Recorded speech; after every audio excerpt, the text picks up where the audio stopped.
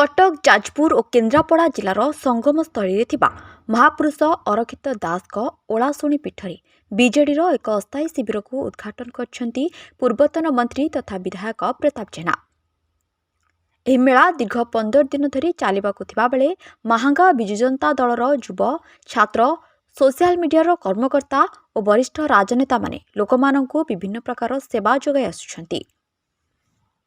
Mahanga block युव BJD साधारण संपादक हरप्रताप नायकों तत्वावधान आयोजित एक कार्यक्रम में समस्त जिला परिषद विभिन्न पंचायतर सरपंच समिति सभ्य युव छात्र और सोशल मीडिया कर्मकर्ता मान्यवर विधायक संबर्धित करने सह महापुरुष अरखित दास दर्शन करथिले।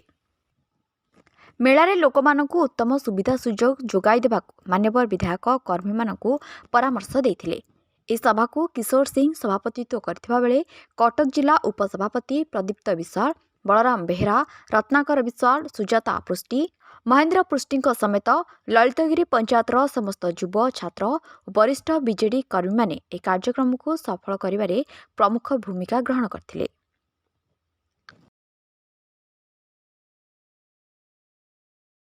आमर ओडिशा पाई गोटे पवित्र दिन आज हूँ सन्थ अरखित दासकर 186तम श्राद्ध दिवस।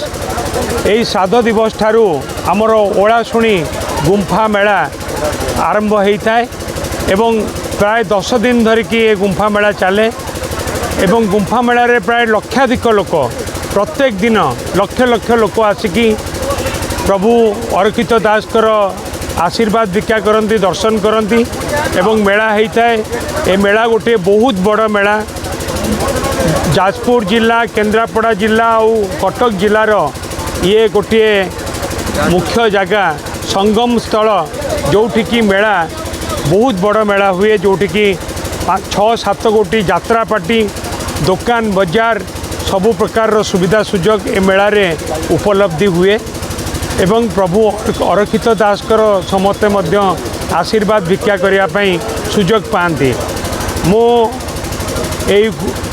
ओलाशुणी गुंफा मेला एवं सन्थ अरखित दासकर श्राद्ध उत्सव पाई एठी आसुथिबा समस्त भक्त मानकु मु बहुत बहुत अभिनंदन जनाऊँगी एवं प्रभु को पाखरे प्रार्थना करुँची प्रभु समस्त को आशीर्वाद करंतु समस्तंकर मंगल हो।